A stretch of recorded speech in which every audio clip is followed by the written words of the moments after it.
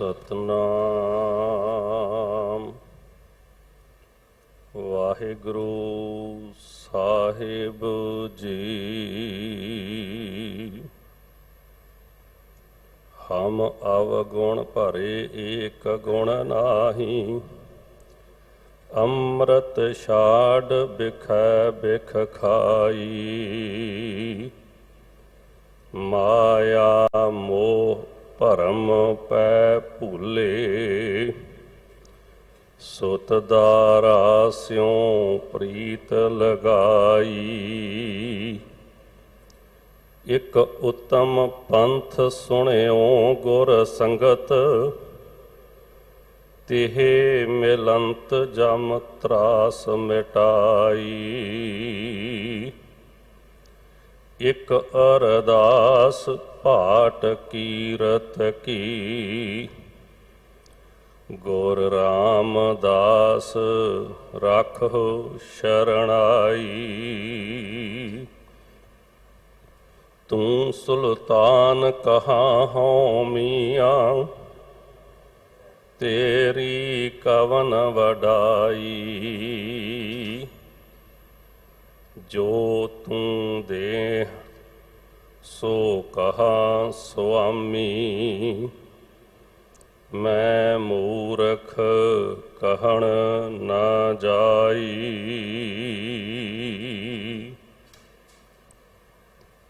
सतनाम वाहिगुरु साहिब जी। गौड़ी महला पंजवा। संत की धूर मिटे अग कोट, संत प्रसाद जन्म मरण ते छोट। संत की धूर मिटे अग कोट, संत प्रसाद जन्म मरण ते छोट। वाहिगुरु जी का खालसा, वाहिगुरु जी की फतेह। गुरु गोद विच, गुरु प्यार शरदा सत्कार विच सतगुरु साहिब श्री गुरु हरकृष्ण साहब महाराज जी दियां अनंत बख्शिशां नाल शरशार पावन पवित्र धरती ते निता प्रति दी तरह सतगुरु साहिब श्री गुरु ग्रंथ साहब महाराज जी दी धुर की बाणी आई। तिन सगली चिंत मिटाई, इलाही बाणी दियां धुनियां नाल गड़ुंद गुरु प्रेम विच भिजे होए अपनी आत्मा नूं तस्कीन दे रहे समूह गुर सिख सतसंगी जनों, आओ जिंदगी दे कुछ पल सफले करदे आ। लड़ीवार पावन पवित्र अमृत बचन जो आप जियां ने सरवण किया है, इस दी विचार सांझी करन दा यतन करिए। सतगुरु साहिब श्री गुरु हरकृष्ण साहब महाराज जी नूं हिरदे विच याद करके सतगुरु सच्चे पातशाह जी दे चरनां विच मन बिरतियां एकागर करके सावधान होके एकागर चित होके गुरु प्रेम विच जुड़न दा यतन करिए। वाहिगुरु साहिब जी। गौड़ी महला पंजवा। सतगुरु श्री गुरु अर्जन साहब महाराज जी दे मुखारबिंद तो ये अमृत बचन उचारण किया होया गौड़ी राग दे अंदर सुभाईमान है। सतगुरु जी अमृत बचन विच सानू ये सोझी पाउंदे हन। संत की धूर मिटे अग कोट, ਸਤਿਗੁਰੂ ਸੱਚੇ ਪਾਤਸ਼ਾਹ ਜੀ ਅੰਮ੍ਰਿਤ ਬਚਨ ਕਰਕੇ ਇਹ ਸਮਝਾਉਂਦੇ ਹੈ, ਸੰਤ ਦੀ ਧੂੜ ਮਿਲ ਜਾਵੇ, ਸਤਿਪੁਰਸ਼ ਦੀ ਧੂੜ ਮਿਲ ਜਾਵੇ ਤੇ ਕਰੋੜਾਂ ਪਾਪਾਂ ਦਾ ਨਾਸ਼ ਹੋ ਜਾਂਦਾ ਹੈ। ਸਤਿਗੁਰੂ ਜੀ ਇਹ ਅੰਮ੍ਰਿਤ ਬਚਨ ਵਿੱਚ ਸਾਨੂੰ ਸਮਝਾਉਂਦੇ ਨੇ ਕਿ ਜੇ ਇਸ ਅੰਮ੍ਰਿਤ ਬਚਨ ਵਿੱਚ ਜਿਹੜਾ ਕੋਟ ਸ਼ਬਦ ਹੈ, ਕੋਟ ਸ਼ਬਦ ਕੱਕੇ ਨੂੰ ਹੋੜਾ ਤੇ ਟੈਂਕਾ ਵੀ ਆਇਆ ਹੈ, ਇੱਥੇ ਕੱਕੇ ਨੂੰ ਹੋੜਾ ਤੇ ਟੈਂਕੇ ਨੂੰ ਔਂਕੜ ਵੀ ਆਉਂਦਾ ਹੈ ਤੇ ਕੱਕੇ ਨੂੰ ਹੋੜਾ ਟੈਂਕੇ ਨੂੰ ਸਿਹਾਰੀ ਵੀ ਆਉਂਦਾ ਹੈ। ਜਦੋਂ ਸਾਹਿਬ ਦੇ ਅਸੀਂ ਦਰਸ਼ਨ ਕਰਦੇ ਗੁਰਬਾਣੀ ਵਿੱਚੋਂ ਕੱਕੇ ਨੂੰ ਹੋੜਾ ਟੈਂਕੇ ਨੂੰ ਸਿਹਾਰੀ ਆ ਜਾਵੇ, ਉਹਦਾ ਅਰਥ ਕਰੋੜ ਹੋਏਗਾ। ਇੱਥੇ ਕੱਕੇ ਨੂੰ ਹੋੜਾ ਤੇ ਟੈਂਕਾ ਹੈ, ਕੱਕੇ ਨੂੰ ਹੋੜਾ ਟੈਂਕਾ ਆ ਜਾਵੇ ਜਾਂ ਟੈਂਕੇ ਨੂੰ ਔਂਕੜ ਆ ਜਾਵੇ, ਔਂਕੜ ਆਏਗਾ ਤੇ ਉਹ ਇੱਕ ਵਚਨ ਹੋਏਗਾ ਤੇ ਉਹਦਾ ਅਰਥ ਕਿਲਾ ਹੁੰਦਾ ਹੈ। ਔਰ ਜੇ ਟੈਂਕਾ ਮੁਕਤਾ ਆ ਜਾਵੇ ਤੇ ਇਹਦਾ ਅਰਥ ਕਿਲੇ ਹੋ ਜਾਏਗਾ। ਸਤਿਗੁਰੂ ਧੰਨ ਗੁਰੂ ਅਰਜਨ ਸਾਹਿਬ ਮਹਾਰਾਜ ਜੀ ਅੰਮ੍ਰਿਤ ਬਚਨ ਵਿੱਚ ਸਮਝਾਉਂਦੇ ਨੇ ਕਿ ਜੀਵ ਦੇ ਕਰੋੜਾਂ ਪਾਪਾਂ ਦੇ ਕਿਲੇ ਜਿਹੜੇ ਬਣਾ ਕੇ ਵੱਡੀ ਬਿਲਡਿੰਗ ਦੇ ਅੰਦਰ ਬੈਠਾ ਹੋਇਆ ਹੈ, ਕਰੋੜਾਂ ਪਾਪਾਂ ਦੇ ਜਿਹੜੇ ਕਿਲੇ ਬਣੇ ਆ, ਉਹਨਾਂ ਕਿਲਿਆਂ ਵਿੱਚ ਹੈ ਤੇ ਉਹ ਜਿਹੜੇ ਕਰੋੜਾਂ ਪਾਪਾਂ ਦੇ ਕਿਲੇ ਨੇ, ਜਿਨੇ ਆਪਣੇ ਚਾਰ ਦੀਵਾਰੀ ਪਾਪਾਂ ਦੀ ਕਰਕੇ ਬੈਠਾ ਹੋਇਆ ਹੈ, ਉਹ ਸਾਰੀ ਨਾਸ਼ ਹੋ ਜਾਂਦੀ ਜਦੋਂ ਸਤਿਪੁਰਸ਼ਾਂ ਦੀ, ਜਦੋਂ ਰੱਬ ਰੰਗੀਆਂ ਆਤਮਾਵਾਂ ਦੀ, ਜਦੋਂ ਪ੍ਰਮਾਤਮਾ ਨਾਲ ਇੱਕ ਮਿਕ ਹੋਈਆਂ ਰੂਹਾਂ ਦੀ ਸੰਗਤ ਮਿਲ ਜਾਵੇ। ਜਦੋਂ ਉਹਨਾਂ ਦੇ ਸੰਗਤ ਮਿਲਦੀ ਹੈ, ਸਤਿਪੁਰਸ਼ਾਂ ਦੀ ਸੰਗਤ ਵਿੱਚ ਜਾਂਦੇ ਆ ਤੇ ਉਹ ਕਿਲੇ ਸਾਰੇ ਤੈਸ਼ ਨੈਸ਼ ਹੋ ਜਾਂਦੇ ਹੈ, ਨੇਸ ਤੋਂ ਨਬੂਦ ਹੋ ਜਾਂਦੇ ਹੈ। ਸਤਿਪੁਰਸ਼ ਉਹ ਪਾਪਾਂ ਤੋਂ ਛੁਟਕਾਰਾ ਦਿਵਾ ਦਿੰਦੇ ਨੇ। ਇਤਿਹਾਸ ਦੇ ਅੰਦਰ ਇੱਕ ਸਾਖੀ ਆਉਂਦੀ ਹੈ, ਧੰਨ ਸ਼੍ਰੀ ਗੁਰੂ ਰਾਮਦਾਸ ਮਹਾਰਾਜ ਜੀ ਚੌਥੇ ਪਾਤਸ਼ਾਹ, ਤਿਨਾਂ ਦੇ ਦਰ ਘਰ ਦੇ ਸੇਵਕ, ਸੇਵਾ ਨਿਭਾਉਣ ਵਾਲੀ ਰੂਹ, ਬੰਦਗੀ ਕਰਨ ਵਾਲੀ ਰੂਹ, ਇੱਕ ਦਿਨ ਆਪਣੇ ਖੇਤਾਂ ਵਿੱਚ ਖੇਤੀ ਕਰਕੇ, ਕਿਉਂਕਿ ਨਿਤਾ ਪ੍ਰਤੀ ਦਾ ਉਹਨਾਂ ਦਾ ਕਰਮ ਹੈ, ਉਸ ਸਿੱਖ ਦਾ, ਗੁਰੂ ਕੇ ਸਿੱਖ ਦਾ ਕਰਮ ਹੈ ਕਿ ਖੇਤੀ ਕਰਨੀ, ਖੇਤੀ ਕਰਕੇ ਸੇਵਾ ਕਰਨੀ, ਤੇ ਆਪ ਖੇਤਾਂ ਵਿੱਚ ਵੀ ਬੈਠ ਕੇ ਬੰਦਗੀ ਵਿੱਚ ਵਣ ਦੇ ਥੱਲੇ ਬੈਠ ਕੇ ਕਰਨ ਲੱਗ ਜਾਂਦੇ। ਔਰ ਉਸ ਸਿੱਖ ਨੂੰ ਸਤਿਗੁਰੂ ਗੁਰੂ ਅਮਰਦਾਸ ਮਹਾਰਾਜ ਜੀ ਦੀ ਸੰਗਤ ਮਿਲੀ ਤੇ ਇਹ ਸਿੱਖ ਹੈ ਭੈਣੀ ਪਿੰਡ ਦੇ ਰਹਿਣ ਵਾਲਾ। ਉਸ ਭੈਣੀ ਪਿੰਡ ਦੀ ਇੱਕ ਮਾਈ ਨੇ ਧੰਨ ਸ਼੍ਰੀ ਗੁਰੂ ਅਰਜਨ ਸਾਹਿਬ ਮਹਾਰਾਜ ਜੀ ਨੂੰ ਚੂਰੀ ਕੁੱਟ ਕੇ ਖਵਾਈ, ਜਿਸ ਤੋਂ ਨਾਂ ਚੋਲਾ ਸਾਹਿਬ ਪੈ ਗਿਆ। ਇਹ ਜਿਹੜਾ ਚੋਲਾ ਸਾਹਿਬ ਹੈ, ਇਹਦਾ ਪਹਿਲਾ ਨਾਮ ਭੈਣੀ ਸੀਗਾ। ਭੈਣੀ ਦੇ ਰਹਿਣ ਵਾਲਾ ਉਹ ਗੁਰੂ ਕਾ ਸਿੱਖ ਆਪਣੇ ਖੇਤਾਂ ਵਿੱਚ ਵਣ ਦੇ ਥੱਲੇ ਬੈਠਾ ਹੋਇਆ ਬੰਦਗੀ ਕਰਦਾ ਹੈ। ਇੱਕ ਕੋਈ ਚੋਰ ਆਲੀ ਕਲਾਂ ਪਿੰਡ ਕਪੂਰਥਲਾ ਜ਼ਿਲ੍ਹੇ ਦੇ ਵਿੱਚ ਪੈਂਦਾ ਹੈ, ਉੱਥੋਂ ਮੱਝਾਂ ਖੋਲ੍ਹਦਾ। ਅੱਜ ਵੀ ਉੱਥੇ ਗੁਰਦੁਆਰਾ ਬਣਿਆ ਹੋਇਆ ਹੈ ਜਿੱਥੋਂ ਮੱਝਾਂ ਖੋਲ੍ਹਦਾ ਹੈ ਚੋਰ। ਤੇ ਮੱਝਾਂ ਖੋਲ੍ਹ ਕੇ ਜਦੋਂ ਉਹ ਦਰਿਆ ਨੂੰ, ਬਿਆਸ ਨੂੰ ਪਾਰ ਕਰਦਾ ਹੈ, ਪਿੱਛੇ ਵਾਰ ਲੱਗ ਜਾਂਦੀ ਹੈ ਤੇ ਉਸ ਵਾਰ ਤੋਂ ਬਚਣ ਲਈ ਮੱਝਾਂ ਨੂੰ ਉੱਥੇ ਛੱਪੜ ਵਿੱਚ ਵਾੜ ਦਿੰਦਾ ਹੈ। ਆਪ ਉਸ ਸਿੱਖ ਕੋਲ ਚਲਿਆ ਜਾਂਦਾ। ਸਿੱਖ ਦਾ ਨਾਂ ਹੈ ਭਾਈ ਅਦਲੀ ਜੀ। ਭਾਈ ਅਦਲੀ ਜੀ ਦੇ ਕੋਲ ਚਲਿਆ ਜਾਂਦਾ ਕਿ ਮੈਨੂੰ ਬਚਾ ਲਓ, ਤੇ ਸਤਿਗੁਰੂ ਸੱਚੇ ਪਾਤਸ਼ਾਹ ਜੀ ਦੇ ਸਿੱਖ ਦੇ ਕੋਲ ਜਾਣ ਨਾਲ ਵਾਰ ਤੋਂ ਛੁਟਕਾਰਾ ਹੋ ਜਾਂਦਾ।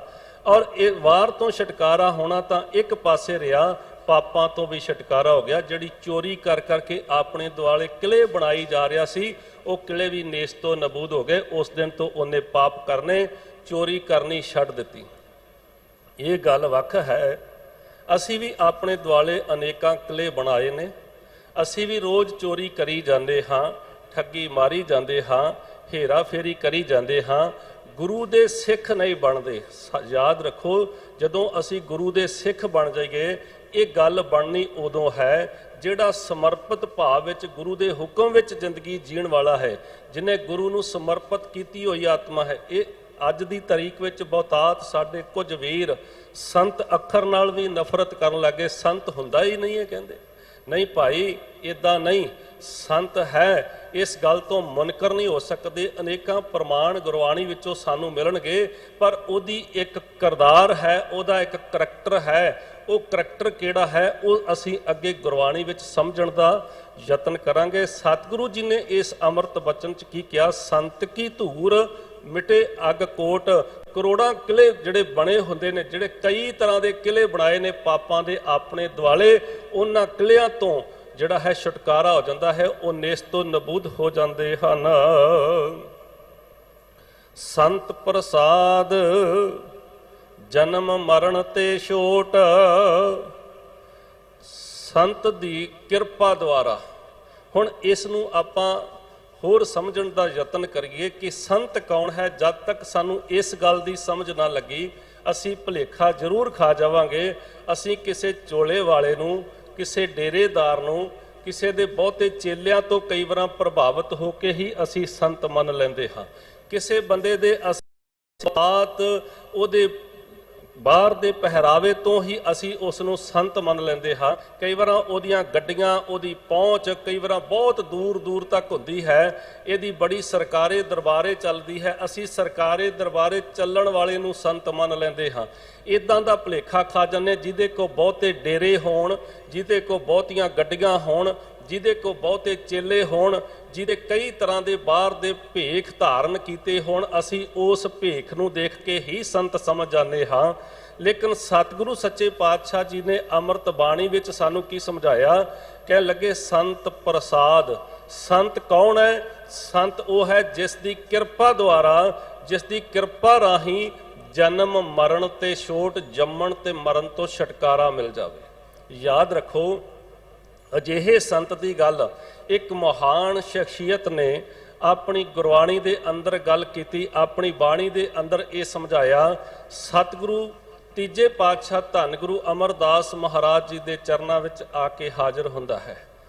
हाजिर होके कई कहता है, सतगुरु धन गुरु अमरदास महाराज जी रहे हो संत हौ टोल, साध बहुत तेरे डिठे। कहते मैं बड़े साध देखे इस संसार दे अंदर, जिन्हां ने बाहर दे भेख धारण कीते हुए सन।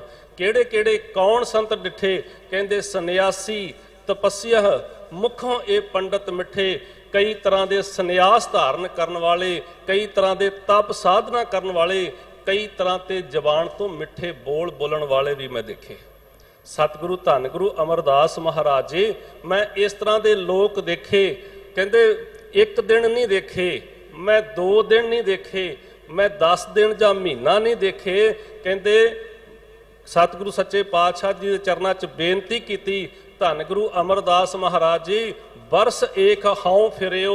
कहते मैं 1 साल घूमदा रहा, 1 साल ये मैं देखदा रहा, बरस एक हाउ फिरियो। सतगुरु जी धन गुरु अमरदास महाराज जी 1 साल मैं ये देखदा कीता। ਵੱਖ ਵੱਖ तरह के तपस्वी देखे, बाहर दे भेख वाले देखे, पर कहते किसी तो ये जिहड़ी सी मेरी निश्चा नहीं हो सकी, मेरी तसल्ली नहीं हो सकी। सतगुरु धन गुरु अमरदास महाराज जीओ मैं बहुत भटके देखिया है। कई तरह के उन्हां दी जदों मैं देखिया कि उन्हां दी हालत देखी, तो सतगुरु सच्चे पातशाह जी करनी होर है, पर उन्हां दी कहनी होर है। कहनी ते करनी दा अंतर है। जिहदी कहनी ते करनी दा अंतर आ जावे वो किवें संत हो सकता है? वो तो केवल भेख दा ही हो सकता है। कहते हर अखीर ते कहते ने, कहते हर नाम छोड़ दूजे लगे। कहते जदों परमात्मा दे नाम नूं छड्ड के वो दूजे पासे मोह माया विच वो भी उसे तरह ग्रसे जिवें आम मनुख है। ਉਹਦੀ भी पकड़ धन दे नाल है, ਉਹਦੀ भी पकड़ इस तरह मोह दे विच फसे ने, चिक्कड़ विच फसे, जिस चिक्कड़ विच सारा संसार खुबिया पिया है। ते कहते तिनके गुण हों क्या कहों। सतगुरु धन गुरु अमरदास जी उन्होंने मैं गुण की दसां कि उन्हां दियां की मैं आदतां नूं बयान करां, पर एक जिहड़ी किरपा तुसीं मेरे ते कीती। गुर दई मिलायो भिखिया भगत भट्ट साहबान भट्ट भिखा जी कहते हैं मेरे ते धन गुरु मेरी आत्मा नूं परमात्मा दे नाल मिला दिता। जिहदा आत्मा परमात्मा नूं मिला देवे उहनूं संत कहा जा सकता है। उहनूं ही असी वो संत किहड़ा हो सकता है? ਉਹ ਕੇਵਲ ਹੀ ਆਤਮਾ ਤੇ ਪ੍ਰਮਾਤਮਾ ਨੂੰ ਮਿਲਾਉਣ ਵਾਲਾ ਤੇ ਫਿਰ ਗੁਰੂ ਹੀ ਹੋ ਸਕਦਾ ਨਾ। ਉਹ ਵੀ ਧੰਨ ਗੁਰੂ ਅਮਰਦਾਸ ਮਹਾਰਾਜ ਜੀ ਵਰਗਾ ਹੀ ਹੋ ਸਕਦਾ ਨਾ। ਧੰਨ ਗੁਰੂ ਅਮਰਦਾਸ ਮਹਾਰਾਜ ਜੀ ਵਰਗੇ ਇੱਥੇ ਜਿਹੜਾ ਸੰਤ ਦਾ ਅਰਥ ਫਿਰ ਬਣੇਗਾ, ਆਪਾਂ ਗੁਰੂ ਵੀ ਕਰਾਂਗੇ। ਸੰਤ ਦਾ ਅਰਥ ਗੁਰੂ ਕਰਾਂਗੇ ਕਿ ਜਿਨ੍ਹਾਂ ਨੇ ਆਤਮਾ ਨੂੰ ਪਰਮਾਤਮਾ ਦੇ ਨਾਲ ਜੋੜ ਦਿੱਤਾ। ਜਿਸ ਗੁਰੂ ਦੀ ਆਪਾਂ ਰੋਜ਼ ਨਿਤਾ ਪ੍ਰਤੀ ਮੂਲ ਮੰਤਰ ਵਿੱਚ ਵੀ ਪੜ੍ਹਦੇ ਹਾਂ ਜੀ, ਗੁਰ ਪ੍ਰਸਾਦ, ਗੁਰੂ ਦੀ ਕਿਰਪਾ ਦੁਆਰਾ, ਗੁਰੂ ਦੀ ਕਿਰਪਾ ਰਾਹੀਂ ਹੀ ਕੀ ਹੁੰਦਾ ਹੈ, ਇੱਕ ਓੰਕਾਰ, ਉਹ ਜਿਹੜਾ ਪਰਮਾਤਮਾ ਇੱਕ ਹੈ, ਜਿਹੜਾ ਪਰਮਾਤਮਾ ਸਤਨਾਮ, ਜਿਹਦਾ ਨਾਮ ਸਦੀਵ ਇੱਥੇ ਰਹਿਣ ਵਾਲਾ ਹੈ, ਜਿਹੜਾ ਕਰਤਾ ਪੁਰਖ ਹੈ, ਸ੍ਰਿਸ਼ਟੀ ਦਾ ਸਿਰਜਣਹਾਰ ਹੈ। ਤੇ ਉਹ ਜਿਹੜਾ ਪਰਮਾਤਮਾ ਸ੍ਰਿਸ਼ਟੀ ਦਾ ਸਿਰਜਣਹਾਰ ਨਿਰਭਉ ਤੇ ਨਿਰਵੈਰ ਹੈ, ਜਿਹੜਾ ਜੰਮਦਾ ਤੇ ਮਰਦਾ ਨਹੀਂ, ਜਿਹੜਾ ਪਰਮਾਤਮਾ ਤੇ ਸਮੇਂ ਦਾ ਕੋਈ ਅਸਰ ਨਹੀਂ, ਜਿਹਦੀ ਹੋਂਦ ਆਪਣੇ ਆਪ ਤੋਂ ਉਹਦੇ ਨਾਲ ਜਿਹੜਾ ਮਿਲਾਪ ਹੁੰਦਾ ਹੈ, ਉਹ ਗੁਰੂ ਦੀ ਕਿਰਪਾ ਦੁਆਰਾ ਹੀ ਹੋਏਗਾ ਨਾ। ਸਤਿਗੁਰੂ ਜੀ ਕੀ ਕਹਿੰਦੇ ਹੈ, ਜਨਮ ਤੇ ਮਰਨ ਤੋਂ ਜਿਹੜੀ ਹੈ ਉਹ ਮੁਕਤੀ ਮਿਲ ਜਾਂਦੀ ਹੈ ਭਾਈ। ਜਿਨ੍ਹਾਂ ਨੇ ਹਰ ਕੇ ਸੰਤ ਜਿਹੜੇ ਹੁੰਦੇ ਹੈ, ਸਤਿਗੁਰੂ ਜੀ ਨੇ ਬਾਣੀ 'ਚ ਦੱਸਿਆ ਹੈ ਕਿ ਜਿਹੜੇ ਨਹੀਂ ਹੈ ਉਹਨਾਂ ਦੇ ਬਾਰੇ ਵੀ ਦੱਸਿਆ ਹੈ। ਕਹਿੰਦੇ ਆ ਕਿ ਜਿਨ੍ਹਾਂ ਨੇ ਭੇਖ ਧਾਰਨ ਕੀਤਾ ਹੋਏ, ਸਾਡੇ ਤ੍ਰੈ ਧੋਤੀਆਂ ਤੇਰੇ ਪੈਰਨ ਤੱਗ, ਗਲੀ ਜਿਨ੍ਹਾਂ ਜਪਮਾਲੀਆਂ ਲੋਟੇ ਹੱਥ ਨਿਬੱਗ, ਉਹ ਹਰ ਕੇ ਸੰਤ ਨਾਖੇ ਬਨਾਰਸ ਕੇ ਠੱਗ। ਉਹਨਾਂ ਨੂੰ ਬਨਾਰਸੀ ਠੱਗ ਕਹਿ ਲੈਣਾ ਚਾਹੀਦਾ ਹੈ, ਜਿਨ੍ਹਾਂ ਦੇ ਨੇ ਕੇਵਲ ਬਾਹਰ ਦਾ ਭੇਖ ਧਾਰਨ ਕੀਤਾ ਹੋਵੇ। ਪਰ ਜਿਹੜੇ ਆਤਮਾ ਨੂੰ ਪਰਮਾਤਮਾ ਨਾਲ ਮੇਲਦੇ ਹੋਣ, ਜਿਹੜੇ ਨਾ ਇਹ ਦੇਖਣ ਕਿ ਇਹ ਕਿਹੜੇ ਦੇਸ਼ ਦੇ ਰਹਿਣ ਵਾਲਾ ਹੈ, ਕਿਹੜੀ ਜਾਤ ਨਾਲ ਸੰਬੰਧ ਰੱਖਦਾ ਹੈ, ਇਹ ਗਰੀਬ ਹੈ ਕਿ ਅਮੀਰ ਹੈ, ਇਹ ਰਾਜਾ ਹੈ ਕਿ ਭਿਖਾਰੀ ਹੈ। ਨਹੀਂ ਤੇ ਬਹੁਤੇ ਤੇ ਜਿਹੜੇ ਭੇਖੀ ਸੰਤ ਹੁੰਦੇ ਹਨ, ਉਹਨਾਂ ਦਾ ਰਾਜੇ ਵਾਸਤੇ ਬਿਹੇਵੀਅਰ ਹੋਰ ਹੈ ਤੇ ਭਿਖਾਰੀ ਵਾਸਤੇ ਹੋਰ ਹੈ, ਆਮ ਬੰਦੇ ਵਾਸਤੇ ਹੋਰ ਹੈ। ਪਰ ਜਿਹੜਾ ਅਸਲ ਸੰਤ ਹੈ ਉਹ ਤਾਂ ਸਾਰਿਆਂ ਵਾਸਤੇ ਇੱਕੋ ਜਿਹਾ ਹੀ ਚੱਲੇਗਾ ਨਾ। ਉਹਦੇ ਵਾਸਤੇ ਤੇ ਕੋਈ ਉਹਦੇ ਕੋਲ ਰਾਜਾ ਆ ਜਾਵੇ, ਕੋਈ ਭਿਖਾਰੀ ਆ ਜਾਵੇ, ਕੋਈ ਗਰੀਬ ਆ ਜਾਵੇ, ਕੋਈ ਅਮੀਰ ਆ ਜਾਵੇ, ਕਿਸੇ ਜਾਤ ਨਾਲ ਸੰਬੰਧ ਰੱਖਣ ਵਾਲਾ ਆ ਜਾਵੇ, ਫਿਰ ਉਹ ਸਾਰਿਆਂ ਦਾ ਹੀ ਭਲਾ ਕਰ ਦਿੰਦਾ ਹੈ। ਸੋ ਸਤਿਗੁਰੂ ਸੱਚੇ ਪਾਤਸ਼ਾਹ ਜੀ ਕੀ ਕਹਿੰਦੇ ਹੈ, ਸੰਤ ਪ੍ਰਸਾਦ ਜਨਮ ਮਰਨ ਤੇ ਛੋਟ, ਜਨਮ ਤੇ ਮਰਨ ਤੋਂ ਮੁਕਤੀ ਮਿਲ ਜਾਂਦੀ ਹੈ, ਜੰਮਣ ਮਰਨਾ ਮੁੱਕ ਜਾਂਦਾ ਹੈ। ਤੇ ਇਹ ਕੇਵਲ ਤੇ ਕੇਵਲ ਸਤਿਗੁਰੂ ਜੀ ਦੀ ਬਾਣੀ ਹੈ ਨਾ ਜਿਹੜੀ ਸਾਨੂੰ ਮੁਕਤੀ ਦਿਵਾਉਂਦੀ ਹੈ। ਆਪ ਮੁਕਤ ਕਰੈ ਸੰਸਾਰ, ਜਿਹੜਾ ਆਪ ਮੁਕਤ ਹੋਵੇ ਤੇ ਸੰਸਾਰ ਨੂੰ ਮੁਕਤੀ ਦੇਣ ਦੇ ਸਮਰੱਥ ਹੋਵੇ, ਉਹੀ ਜਿਹੜਾ ਹੈ ਉਹ ਅਸਲ ਸੰਤ ਹੈ। ਉਹਨੂੰ ਫਿਰ ਆਪਾਂ ਗੁਰੂ ਕਹਿ ਸਕਦੇ ਹਾਂ। ਗੁਰੂ ਹੈ ਜਿਹੜਾ ਸਾਨੂੰ ਆਪ ਮੁਕਤ ਹੈ ਤੇ ਸਾਨੂੰ ਸੰਸਾਰ ਨੂੰ ਮੁਕਤੀ ਦੇਣ ਦੇ ਸਮਰੱਥ ਹੈ। ਸੰਤ ਕਾ ਦਰਸ਼ ਪੂਰਨ ਇਸ਼ਨਾਨ, ਇਹ ਪੂਰਨ ਤੋਂ ਲੱਗਦਾ ਕਿ ਕੋਈ ਹੋਰ ਇਸ਼ਨਾਨ ਵੀ ਹੋਏਗਾ। ਇਹਦਾ ਮਤਲਬ ਕਿ ਕੁਛ ਇਸ਼ਨਾਨ ਹੈ ਜਿਹੜਾ ਸੰਸਾਰ ਕਰਦਾ ਹੈ, ਜਿਹੜਾ ਅਸੀਂ ਬਾਹਰ ਦਾ ਨਹਾਉਣਾ ਕਰਦੇ ਹਾਂ ਉਹਨੂੰ ਵੀ ਇਸ਼ਨਾਨ ਕਰਦੇ ਹਾਂ। ਅਸੀਂ ਵੱਖ-ਵੱਖ ਧਾਰਮਿਕ ਅਸਥਾਨਾਂ ਤੇ ਜਾ ਕੇ ਇਸ਼ਨਾਨ ਕਰਦੇ ਹਾਂ, ਤੀਰਥ ਯਾਤਰਾਵਾਂ ਕਰਦੇ ਹਾਂ।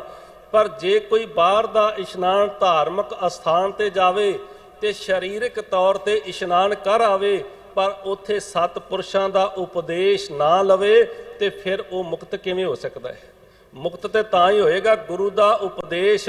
ਸਤਿਪੁਰਸ਼ ਜਿਹੜੇ ਸਤਿਗੁਰੂ ਸੱਚੇ ਪਾਤਸ਼ਾਹ ਜੀ ਦੇ ਚਰਨਾਂ ਤੇ ਗਏ, ਜਿਸ ਤੀਰਥ ਤੇ ਗਏ ਆ, ਉੱਥੋਂ ਦੇ ਤੀਰਥ ਦਾ ਇਤਿਹਾਸ ਜਾਣਿਆ ਜਾਵੇ ਤੇ ਉੱਥੇ ਗੁਰੂ ਕੇ ਹੁਕਮਨਾਮੇ ਨੂੰ ਸਰਵਣ ਕੀਤਾ ਜਾਵੇ, ਬਾਣੀ ਨੂੰ ਪੜ੍ਹਿਆ ਜਾਵੇ, ਹਿਰਦੇ ਵਿੱਚ ਵਸਾਇਆ ਜਾਵੇ, ਤਾਂ ਹੀ ਤਾਂ ਮੁਕਤ ਹੋਵੇਗਾ ਨਾ।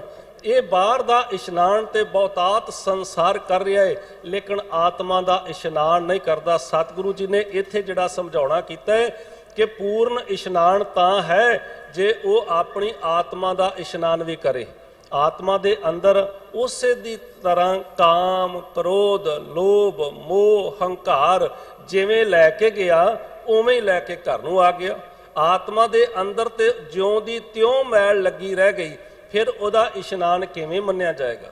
ਇਸ ਕਰਕੇ ਸਤਿਗੁਰੂ ਜੀ ਨੇ ਇੱਥੇ ਜਿਹੜੇ ਇਸ਼ਨਾਨ ਦੀ ਗੱਲ ਕੀਤੀ, ਆਤਮਿਕ ਇਸ਼ਨਾਨ ਦੀ ਗੱਲ ਕੀਤੀ ਹੈ ਕਿ ਕੇਵਲ ਬਾਹਰ ਦੇ ਇਸ਼ਨਾਨ ਦੀ ਗੱਲ ਨਹੀਂ। ਪੂਰਨ ਇਸ਼ਨਾਨ ਉਦੋਂ ਹੋਏਗਾ ਜਦੋਂ ਤੇਰੇ ਅੰਦਰੋਂ ਜਿਹੜੇ ਵਿਕਾਰ ਨੇ, ਜਿਹੜੇ ਤੈਨੂੰ ਦੁਖੀ ਕਰਦੇ ਨੇ, ਜਿਨ੍ਹਾਂ ਨੇ ਤੇਰੀ ਜ਼ਿੰਦਗੀ ਨੂੰ ਬੇਚੈਨ ਕਰਕੇ ਰੱਖਿਆ ਹੋਇਆ ਹੈ, ਉਹਨਾਂ ਨੂੰ ਜਿਹੜਾ ਹੈ ਟਿਕਾਓ ਮਿਲ ਜਾਵੇ, ਤੇਰੇ ਅੰਦਰ ਦੇ ਵਿਕਾਰ ਜਿਹੜੇ ਉਹ ਨੇਸਤੋ ਨਬੂਦ ਹੋ ਜਾਣ।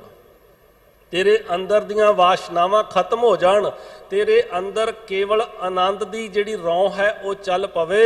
जे ये रौं किवें चलेगी? आनंद आनंद सब को कहे, आनंद गुरु ते जाणिया। ये वो आनंद ते प्राप्त फिर गुरु कोलों ही होवेगा ना। सो सतगुरु सच्चे पातशाह जी कहते हैं भाई संत का जिहड़ा दर्शन है ना जी, वो पूर्ण इशनान है। किवें पूर्ण इशनान है? जो गुरु उपदेश देंदा है, सतपुरुष जिहड़ा वो उपदेश देंदा है। वो उपदेश नहीं देंदा जिहदे नाल संत नूं लाभ होवे, वो उपदेश नहीं देंदा जो वो चाहुंदा होवे। उपदेश वो देंदा जो परमात्मा दे हुक्म विच होवे। उपदेश वो देंदा जिस उपदेश दे नाल ओदी आत्मा तो मैल खत्म हो जावे, ਉਹ ਜਿਸ ਦੇ ਨਾਲ ਉਹਦੀ ਆਤਮਾ ਨੂੰ ਸ਼ਾਂਤੀ ਮਿਲ ਜਾਵੇ, ਆਤਮਾ ਨੂੰ ਟਿਕਾਓ ਤੇ ਚੈਨ ਮਿਲ ਜਾਵੇ, ਉਹ ਉਪਦੇਸ਼ ਦਿੰਦਾ ਹੈ। ਤੇ ਉਸ ਉਪਦੇਸ਼ ਨਾਲ ਹੀ ਉਹਦਾ ਜਿਹੜਾ ਹੈ, ਜਿਹਨੂੰ ਅਸੀਂ ਸੰਪੂਰਨ, ਜਿਹਨੂੰ ਪੂਰਾ ਇਸ਼ਨਾਨ ਕਹਿ ਸਕਦੇ ਹਾਂ। ਸੰਤ ਕਿਰਪਾ ਤੇ ਜਪੀਐ ਨਾਮ। ਜਿਹੜੇ ਸਤਿਗੁਰੂ ਜੀ ਦੀ ਆਪਾਂ ਬਾਣੀ ਪੜ੍ਹਦੇ ਹਾਂ ਕਿ ਸੇਵਾ ਦੇ ਲਾਇਕ ਜਿਹੜੇ ਨੇ ਉਹ ਦੋ ਨੇ, ਇੱਕ ਪਰਮਾਤਮਾ ਤੇ ਇੱਕ ਸੰਤ। ਤੇ ਜਿਹੜਾ ਪਰਮਾਤਮਾ ਹੈ ਉਹ ਮੁਕਤੀ ਦਾ ਦਾਤਾ ਹੈ, ਤੇ ਜਿਹੜਾ ਸੰਤ ਹੈ ਉਹ ਜੀਵ ਨੂੰ ਨਾਮ ਜਪਾਉਂਦਾ ਹੈ। ਉਹ ਕੀ ਕਹਿੰਦਾ ਹੈ? ਉਹ ਕਹਿੰਦਾ ਆਖੋ ਵਾਹਿਗੁਰੂ ਵਾਹਿਗੁਰੂ ਵਾਹਿਗੁਰੂ ਵਾਹਿਗੁਰੂ ਵਾਹਿਗੁਰੂ ਵਾਹਿਗੁਰੂ ਵਾਹਿਗੁਰੂ। ਸੰਤ ਨੇ ਕੇਵਲ ਪ੍ਰਮਾਤਮਾ ਦੀ ਗੱਲ ਕਰਨੀ ਤੇ ਪ੍ਰਮਾਤਮਾ ਦੇ ਨਾਮ ਦੀ ਗੱਲ ਕਰਨੀ, ਜਿਸ ਨਾਮ ਦੇ ਨਾਲ ਉਹਦੇ ਅੰਦਰ ਜਿਹੜੀ ਹੈ, ਜਿਹੜੀ ਅਸਲ 'ਚ ਅੰਦਰ ਦੀ ਗੱਲ ਬਣਨੀ ਹੈ, ਅੰਦਰ ਨੇ ਧੁੱਪਣਾ ਹੈ, ਅੰਦਰ ਦੀ ਮੈਲ ਲੱਥਣੀ ਹੈ। ਤੀਰਥ ਨਹਾਵਣ ਜਾਓ ਤੀਰਥ ਨਾਮ ਹੈ। ਤੇ ਸਤਿਗੁਰੂ ਸੱਚੇ ਪਾਤਸ਼ਾਹ ਜੀ ਨੇ ਸਾਨੂੰ ਸਮਝਾਉਣਾ ਕੀਤਾ ਕਿ ਸੰਤ ਕਿਰਪਾ ਤੇ ਜਪੀਏ ਨਾਮ। ਭਾਈ ਸਤਿਪੁਰਸ਼ਾਂ ਦੀ ਸੰਗਤ ਵਿੱਚੋਂ ਦਾਤ ਜਿਹੜੀ ਮਿਲਦੀ ਹੈ ਨਾ, ਅਸੀਂ ਕਹਿੰਦੇ ਕਿ ਸੰਤ ਜੀ ਕੋ ਗਏ, ਸੰਤ ਜੀ ਨੇ ਸਾਨੂੰ ਕਾਰ ਦੇ ਦਿੱਤੀ, ਧੀਆਂ ਪੁੱਤਰ ਦੇ ਦਿੱਤੇ, ਕਿਉਂਕਿ ਅਸੀਂ ਦਾਤਾਂ ਵਿੱਚ ਉਲਝ ਕੇ ਰਹਿ ਜਾਂਦੇ ਹਾਂ ਤੇ ਉਸੇ ਹੀ ਮੋਹ ਮਾਇਆ ਚੋਂ ਜਿਹਦੇ ਚੋਂ ਨਿਕਲਣਾ ਉਸੇ ਵਿੱਚ ਗਰਸੇ ਜਾਂਦੇ ਹਾਂ। ਲੇਕਿਨ ਅਸਲ ਵਿੱਚ ਸੰਤ ਨੇ ਉਹ ਦਾਤ ਦੇਣੀ ਹੈ, ਨਾਮ ਦੀ ਦਾਤ ਦੇਣੀ ਹੈ, ਜਿਹੜੀ ਦਾਤ ਦੇ ਨਾਲ ਅੰਦਰ ਦੀ ਗੱਲ ਬਣਨੀ ਹੈ ਤੇ ਉਹਨੂੰ ਜਪਣ ਦੀ ਪ੍ਰੇਰਨਾ ਕਰਨੀ ਹੈ। ਸੰਤ ਦੇ ਕੋਲ ਬੈਠਣ ਨਾਲ ਇਹੀ ਲਾਭ ਹੋਣਾ ਹੈ ਕਿ ਆਤਮਾ ਨੇ ਅੰਦਰ ਪ੍ਰਮਾਤਮਾ ਦਾ ਨਾਮ, ਸਰੀਰ ਨੂੰ ਖੁਰਾਕ ਦੀ ਲੋੜ ਹੈ, ਸਰੀਰ ਨੂੰ ਭੋਜਨ ਦੀ ਲੋੜ ਹੈ, ਲੇਕਿਨ ਆਤਮਾ ਨੂੰ ਤੇ ਭਜਨ ਦੀ ਲੋੜ ਹੈ, ਬੰਦਗੀ ਦੀ ਲੋੜ ਹੈ। ਜੇ ਆਤਮਾ ਦੇ ਅੰਦਰ ਪ੍ਰਮਾਤਮਾ ਦੀ ਬੰਦਗੀ ਹੋਵੇਗੀ ਤੇ ਤਾਂ ਗੱਲ ਬਣੇਗੀ, ਆਤਮਾ ਬਲਵਾਨ ਤਾਂ ਹੋਵੇਗੀ। ਇਹ ਸੰਸਾਰ ਸਮੁੰਦਰ ਦੇ ਵਿੱਚੋਂ ਤਾਂ ਜਿਹੜਾ ਹੈ, ਨਹੀਂ ਤੇ ਮਨੁੱਖ ਗੋਤੇ ਖਾਈ ਜਾਂਦਾ ਹੈ ਨਾ। ਜਿੱਦਾਂ ਬਾਹਰ ਦਾ ਸਮੁੰਦਰ ਹੈ ਉਹਦੇ ਚੋਂ ਪਾਰ ਲੱਗਣਾ ਬਹੁਤ ਕਠਿਨ ਹੈ, ਇਸੇ ਤਰ੍ਹਾਂ ਇਸ ਸੰਸਾਰ ਸਮੁੰਦਰ ਦੇ ਵਿੱਚ ਜਿਹੜੀਆਂ ਛੱਲਾਂ ਆਉਂਦੀਆਂ ਨੇ ਨਾ ਜੀ, ਮਾਇਆ ਦੀਆਂ ਛੱਲਾਂ ਜਿਹੜੀਆਂ ਉਹ ਆਪਣੀ ਲਪੇਟ ਵਿੱਚ ਲੈ ਲੈਂਦੀਆਂ ਨੇ। ਬਚਦਾ ਉਹ ਹੈ ਜਿਹਦੇ ਅੰਦਰ ਪ੍ਰਮਾਤਮਾ ਦੀ ਬੰਦਗੀ ਟਿਕੀ ਹੋਵੇ, ਜਿਹਨੇ ਪ੍ਰਮਾਤਮਾ ਦੇ ਹੁਕਮ ਨੂੰ ਆਪਣੀ ਲਾਈਫ ਦਾ ਪਾਰਟ ਬਣਾਇਆ ਹੋਵੇ। ਤੇ ਉਹ ਸੰਤ ਦਾ ਸੁਭਾਅ ਇਹ ਹੈ ਕਿ ਉਹ ਕਹਿੰਦਾ ਹੈ ਕਿ ਤੁਸੀਂ, ਤੁਹਾਡਾ ਜੀਵਨ ਕਿਵੇਂ ਹੋਏਗਾ? ਹੁਕਮ ਰਜ਼ਾਈ ਚੱਲਣਾ ਨਾਨਕ ਲਿਖਿਆ ਨਾਲ। ਉਹ ਕਹਿੰਦਾ ਜੋ ਰੱਬ ਨੇ ਦਿੱਤਾ ਹੀ ਨਾ ਪਿਆਰਿਆ, ਇਹਦੇ ਵਿੱਚ ਖੁਸ਼ ਰਹੇ। ਇਹ ਨਹੀਂ ਕਹਿੰਦਾ ਕਿ ਜਦੋਂ ਜਾ ਕੇ ਕਿਹਾ ਬਾਬਾ ਜੀ ਕਾਰ ਲੈਣ ਮਿਲ ਜਾਵੇ, ਕਰੋ ਅਰਦਾਸ ਕਰੋ, ਬਾਬਾ ਜੀ ਆਹ ਬੇਨਤੀ ਹੈ ਸਾਨੂੰ ਕਾਰ ਦਵਾ ਦਿਓ, ਤੇ ਬਾਬਾ ਜੀ ਕਹਿੰਦੇ ਇੱਕ ਨਹੀਂ ਤੈਨੂੰ ਵੱਡੀ ਮਿਲ ਜਾਏਗੀ, ਦੋ ਮਿਲ ਜਾਣਗੀਆਂ। ਇਹ ਤਾਂ ਲੋਭ ਦੀ ਗੱਲ ਆ ਗਈ ਨਾ, ਵੀ ਬਾਬੇ ਨੇ ਜੋ ਉਹਨੇ ਮੰਗਿਆ ਦੇ ਦਿੱਤਾ। ਬਾਬਾ ਜਿਹੜਾ ਅਸਲ ਸੰਤ ਹੈ, ਜਿਹੜਾ ਗੁਰੂ ਹੈ, ਉਹ ਇਹ ਗੱਲ ਨਹੀਂ ਦੱਸਦਾ। ਉਹ ਕਹਿੰਦਾ ਕਿ ਤੂੰ ਆਇਆ ਹੈ ਤੇ ਫਿਰ ਗੁਰੂ ਉਪਦੇਸ਼ ਦੇ ਕੇ ਉਹਦੇ ਅੰਦਰ ਦੀ ਅਵਸਥਾ ਨੂੰ ਸਵਾਰਦਾ ਹੈ। ਸਤਿਗੁਰੂ ਜੀ ਕਹਿੰਦੇ ਸੰਤ ਕਿਰਪਾ ਤੇ ਜਪੀਏ ਨਾਮ। ਸੰਤ ਦੀ ਕਿਰਪਾ, ਗੁਰੂ ਦੀ ਕਿਰਪਾ ਨਾਲ ਹੀ ਪ੍ਰਮਾਤਮਾ ਦਾ ਨਾਮ ਜਿਹੜਾ ਹੈ ਉਹ ਜਪਿਆ ਜਾਂਦਾ ਹੈ।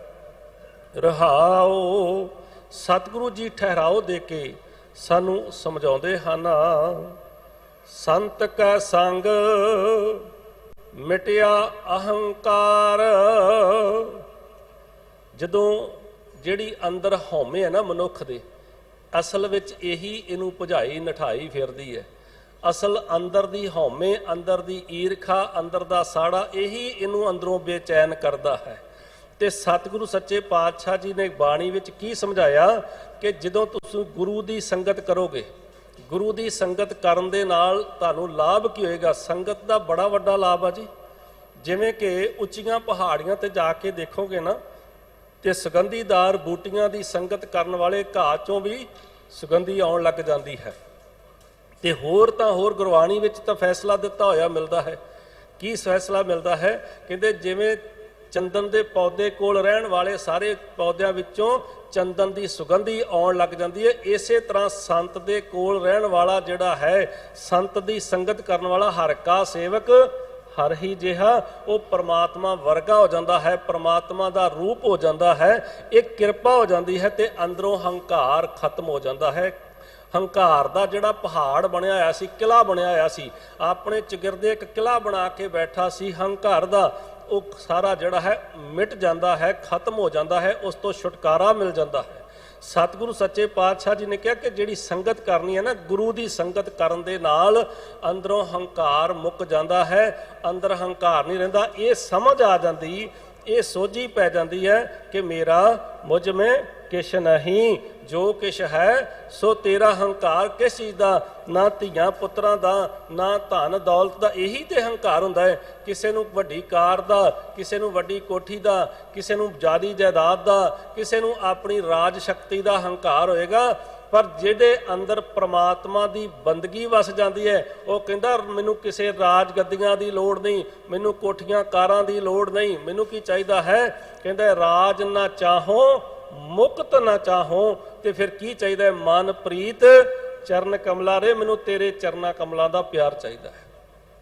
ਇਸ ਪਿਆਰਿਓ, ਜਿਹੜਾ ਸੰਤ ਹੈ ਨਾ, ਸੰਤ ਦੀ ਜਦੋਂ ਸੰਗਤ ਕਰਦੇ ਆ ਤੇ ਉਹ ਇਹ ਅਸਲ ਚ ਲਾਈਨ ਕਲੀਅਰ ਕਰ ਦਿੰਦਾ ਹੈ ਕਿ ਜਿਹੜੀਆਂ ਇਹ ਤੇਰੀਆਂ ਕੋਠੀਆਂ ਨੇ, ਇਹਨਾਂ ਨੇ ਤੇਰਾ ਸਾਥ ਨਹੀਂ ਦੇਣਾ। ਜਿਹੜੀਆਂ ਪ੍ਰਾਪਰਟੀਆਂ ਜਾਇਦਾਦਾਂ ਬੈਂਕ ਬੈਲੈਂਸ ਬਣਾਈ ਫਿਰਦਾ ਹੈ, ਇਹਨਾਂ ਚੋਂ ਇੱਕ ਸੂਈ ਵੀ ਤੇਰੇ ਨਾਲ ਨਹੀਂ ਪਿਆਰਿਆ ਜਾਣੀ। ਉਹ ਤੇ ਇਹ ਵੀ ਕਹਿ ਦਿੰਦਾ ਹੈ ਕਿ ਤੇਰੇ ਨਾਲ ਇਹ ਕੁਛ ਵੀ ਨਹੀਂ ਜਾਣਾ। ਜਿਹੜੀ ਤੂੰ ਆਪਣੇ ਸਰੀਰ ਦੇ ਬਲ ਦਾ ਮਾਣ ਕਰਦਾ ਹੈ, ਜਿਹੜਾ ਰਾਜ ਗੱਦੀਆਂ ਦਾ ਮਾਣ ਕਰਦਾ ਹੈ, ਇਹ ਤੇਰੇ ਨਾਲ ਨਿਭਣ ਵਾਲੀਆਂ ਨਹੀਂ। ਇੱਥੇ ਤੇ ਬੜੇ ਬੜੇ ਕਾਰੂ ਬਾਦਸ਼ਾਹ ਵਰਗੇ ਵੀ ਖਾਲੀ ਹੱਥ ਇੱਥੋਂ ਗਏ। ਇੱਥੇ ਬੜੇ ਬੜੇ ਆਏ, ਬੜੇ ਰਾਜੇ ਮਹਾਰਾਜੇ ਆਏ, ਜਿਨ੍ਹਾਂ ਨੂੰ ਇਸ ਸੰਸਾਰ ਤੋਂ ਜਾਣਾ ਪਿਆ ਤੇ ਖਾਲੀ ਹੱਥ ਜਾਣਾ ਪਿਆ। ਜੇ ਆਤਮਾ ਦਾ ਕੋਈ ਸਾਥ ਦੇਣ ਵਾਲੀ ਚੀਜ਼ ਹੈ ਨਾ, ਉੱਥੇ ਨਾ ਧੀਆਂ ਪੁੱਤਰਾਂ ਨੇ ਸਾਥ ਦੇਣਾ ਹੀ, ਨਾ ਤੇਰੀ ਪਤਨੀ ਨੇ ਸਾਥ ਦੇਣਾ ਹੀ, ਨਾ ਤੇਰੇ ਪੇਰੈਂਟਸ ਨੇ ਸਾਥ ਦੇਣਾ, ਨਾ ਜਾਇਦਾਦਾਂ ਨੇ ਸਾਥ ਦੇਣਾ ਹੈ। ਜੇ ਨਾਲ ਨਿਭਣ ਵਾਲੀ ਕੋਈ ਚੀਜ਼ ਹੈ ਤੇ ਉਹ ਕੇਵਲ ਤੇ ਕੇਵਲ ਪਰਮਾਤਮਾ ਦਾ ਨਾਮ ਹੈ। ਉਹ ਕੇਵਲ ਤੇ ਕੇਵਲ ਨਾਮ ਰਹਿਓ ਸਾਧੂ ਰਹਿਓ, ਰਹਿਓ ਗੁਰ ਗੋਬਿੰਦ। ਜੇ ਰਹਿਣ ਵਾਲੀ ਕੋਈ ਆਤਮਾ ਦੇ ਨਾਲ ਚੀਜ਼ ਹੈ ਤੇ ਉਹ ਪਰਮਾਤਮਾ ਦਾ ਨਾਮ ਹੈ। ਫਿਰ ਸੰਤ ਇਹ ਕਿਰਪਾ ਕਰਦਾ ਹੈ, ਉਹਦੀ ਸੰਗਤ ਕਰਨ ਦੇ ਨਾਲ ਅੰਦਰੋਂ ਜਦੋਂ ਪਤਾ ਲੱਗ ਗਿਆ ਕਿ ਇਹ ਧਨ ਵੀ ਜਿਹੜਾ ਹੈ ਇਹ ਨਾਲ ਨਿਭਣ ਵਾਲਾ ਨਹੀਂ। ਇੱਕ ਪੱਖ ਇਹ ਸਾਹਮਣੇ ਆਇਆ, ਇੱਕ ਇਹ ਕਿ ਇਹ ਧਨ ਦੀ ਜਿਹੜੀ ਦਾਤ ਹੈ ਇਹ ਮੇਰੀ ਪ੍ਰਾਪਤ ਕੀਤੀ ਹੋਈ ਨਹੀਂ, ਧੀਆਂ ਪੁੱਤਰ ਪ੍ਰਾਪਤ ਕੀਤੇ ਹੋਏ ਮੇਰੇ ਨਹੀਂ। ਇਹ ਤੇ ਰੱਬ ਨੇ ਕਿਰਪਾ ਕੀਤੀ ਹੈ, ਸਾਡਾ ਸੰਬੰਧ ਜੋੜਿਆ ਇਸ ਧਨ ਦੇ ਨਾਲ, ਇਹਨਾਂ ਧੀਆਂ ਪੁੱਤਰਾਂ ਦੇ ਨਾਲ, ਇਹਨਾਂ ਰਿਸ਼ਤਿਆਂ ਦੇ ਨਾਲ, ਇਹਨਾਂ ਵੱਡੀਆਂ ਵੱਡੀਆਂ ਜਿਹੜੀਆਂ ਸ਼ਕਤੀਆਂ ਜਿਹੜੀਆਂ ਨੇ, ਇਹ ਦਾਤਾਂ ਦੇਣ ਵਾਲਾ ਤੇ ਦਾਤਾ ਉਹ ਹੈ। ਕਿਉਂਕਿ ਮੇਰੀ ਤੇ ਇਹ ਵੀ ਪਾਇਆ ਨਹੀਂ ਕਿ ਮੈਂ ਜਨਮ ਲੈ ਸਕਾਂ ਤੇ ਸਰੀਰਕ ਰੂਪ ਤੇ ਇੱਥੇ ਆ ਸਕਾਂ। ਇਹ ਸਮਝ ਆਉਂਦੀ ਹੈ, ਇਹ ਸੋਝੀ ਆ ਜਾਂਦੀ ਹੈ ਕਿ ਉਸ ਕਰਤੇ ਦੀ ਜਿਹੜੀ ਰਹਿਮ ਹੈ ਨਾ, ਇਹ ਸਾਡੀ ਝੋਲੀ 'ਚ ਪੈਂਦਾ। ਅਸੀਂ ਹੰਕਾਰ ਕਰ ਕਿਸ ਚੀਜ਼ ਦਾ ਰਹੇ ਹਾਂ? ਜੇ ਪ੍ਰਮਾਤਮਾ, ਹੁਣ ਦੇਖੋ ਅਸੀਂ ਕਾਰ ਲਈ, ਬੜੀ ਮਹਿੰਗੀ ਲਈ, ਅਸੀਂ ਮਹਿੰਗੀ ਤੋਂ ਮਹਿੰਗੀ ਕਰੋੜਾਂ ਰੁਪਈਆਂ ਦੀ ਗੱਡੀ ਲੈ ਲਈ ਤੇ ਸੋਚਿਆ ਕਿ ਅਸੀਂ ਗੱਡੀ ਲੈ ਲਈ ਤੇ ਹੰਕਾਰ ਕਾਰ ਦਾ ਕਰੀ ਜਾਵੇ। ਕੀ ਪਤਾ ਕਰਤੇ ਦਾ ਹੁਕਮ ਕੀ ਆਵੇ, ਕਦੋਂ ਆਵੇ ਤੇ ਤੇਰੀ ਰਸਤੇ 'ਚ ਜਾਂਦਿਆਂ ਕਾਰ ਜਿਹੜੀ ਹੈ ਉਹ ਐਕਸੀਡੈਂਟ ਹੋ ਜਾਏ ਤੇ ਨੇਸ ਤੋਂ ਨਬੂਦ ਹੋ ਜਾਏਗੀ ਨਾ। ਫਿਰ ਹੰਕਾਰ ਕਿਸ ਚੀਜ਼ ਦਾ? ਇਹ ਕਾਰ ਤੇ ਤੈਨੂੰ ਵੀ ਲੈ ਕੇ ਬੈਠੇਗੀ, ਇਹ ਤੇਰੀ ਵੀ ਜ਼ਿੰਦਗੀ ਨੂੰ ਬਰਬਾਦ ਤੇ ਕਰਕੇ ਰੱਖ ਦੇਵੇਗੀ। ਤੇ ਇਹ ਸਮਝ ਜਿਹੜੀ ਹੈ ਇਹ ਸਤਿਪੁਰਸ਼ਾਂ ਦੀ, ਗੁਰੂ ਦੇ ਕੋਲੋਂ ਆ ਕੇ ਸੋਝੀ ਮਿਲਦੀ ਹੈ, ਗੁਰੂ ਦੀ ਸੰਗਤ ਵਿੱਚੋਂ ਮਿਲਦੀ ਹੈ। ਇੱਥੇ ਫਿਰ ਆਪਾਂ ਸੰਤ ਦਾ ਅਰਥ ਜਿਹੜਾ ਹੈ ਗੁਰੂ ਕਰਾਂਗੇ। ਸਤਿਗੁਰੂ ਸੱਚੇ ਪਾਤਸ਼ਾਹ ਜੀ ਕੀ ਕਹਿੰਦੇ ਆ? ਸੰਤ ਕੈ ਸੰਗ ਮਿਟਿਆ ਅਹੰਕਾਰ। ਕਹਿੰਦੇ ਪਿਆਰਿਓ, ਸਤਿਪੁਰਸ਼ਾਂ ਦੀ ਸੰਗਤ ਦੇ ਨਾਲ ਅੰਦਰੋਂ ਹੰਕਾਰ ਖਤਮ ਹੋ ਜਾਂਦਾ ਹੈ। ਦ੍ਰਿਸ਼ਟ ਆਵੈ ਸਭ ਏਕੰਕਾਰ। ਜਦੋਂ ਗੁਰੂ ਦੀ ਸੰਗਤ ਕੀਤੀ, ਗੁਰੂ ਦੇ ਪ੍ਰੇਮ ਵਿੱਚ ਜੁੜੇ ਤੇ ਗੁਰੂ ਨੇ ਸੁਰਤ ਦੇ ਵਿੱਚ ਅੰਮ੍ਰਿਤ ਖਜ਼ਾਨਾ ਨਾਮ ਦਾ ਪਾਇਆ, ਗੁਰੂ ਨੇ ਕਿਰਪਾ ਕੀਤੀ ਤੇ ਫਿਰ ਕੀ ਹੋਇਆ? ਇੱਕ ਪਾਸੇ ਜੰਗ ਯੁੱਧ ਚੱਲ ਰਿਹਾ ਹੈ, ਜੰਗ युद्ध चल रहा है तो गुरु की कृपा दे नाल दृष्टि ये बन गई कि वो परमात्मा वो जिहड़ा मेरे अंदर है वो मेरे गवांढियां दे अंदर भी है, जिहड़ा परमात्मा मेरे अंदर है वो मेरी पत्नी दे अंदर भी है। दृष्टि ये बन जाती है कि जिहड़ा परमात्मा मेरे अंदर है वो मेरे बच्चों के अंदर भी है। ये बन जाती कि जिहड़ा परमात्मा मेरे अंदर है वो मेरे दुश्मन के अंदर भी है। इत्थों तक दी सोझी आ जाती है, ये पता लग जाता कि वो परमात्मा घट घट मैं हर जू बसै, संतन कहो पुकार संतां ने दस दिता प्यारिया जिहड़ा परमात्मा तेरे अंदर वसदा है ये तेरे दुश्मन दे अंदर भी वसदा है, ये भुलेखा अंदरों दूर कर दे।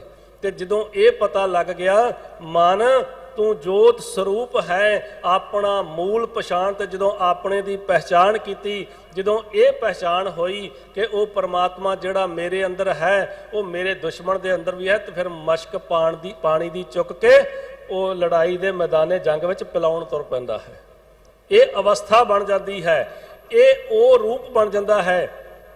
ते जदों शिकायत हुंदी है ना, जदों शिकायत होई ते दूसरे संत ब्रह्म ज्ञानी कोल आया, संत कोल आया, संत कह लीए ना जी धन गुरु गोबिंद सिंह साहब महाराज जी भी संत ने ना, धन गुरु गोबिंद सिंह साहब महाराज जी कोल शिकायत पहुंची ते धन गुरु गोबिंद सिंह साहब महाराज जी आप नहीं वो रूप देखते, वो भी तो देखते हैं ना घट घट मैं हर जू बसै। उन्होंने तो सानू ये सिक्ख्या दी है तो वो आप भी उसे ते ही चलते नहीं भी उन्हों के चलन का कोई तरीका होर है, उन्हों का कहनी होर है तो करनी होर है, इदा नहीं है। उन्होंने अपने कोलों मलम दे दी कि जिथे पानी पिलाना है जे कोई फटर हो गया जख्मी हो गया तो उन्होंने आ मलम भी करी जाओ। धन गुरु गोबिंद सिंह साहब महाराज जी है ना जिन्हों के तीर नूं सोना लग्या होया है। जे कोई दुश्मन, ये है संत की असली डेफिनेशन, संत ते अपने दुश्मन नाल भी प्यार करता है।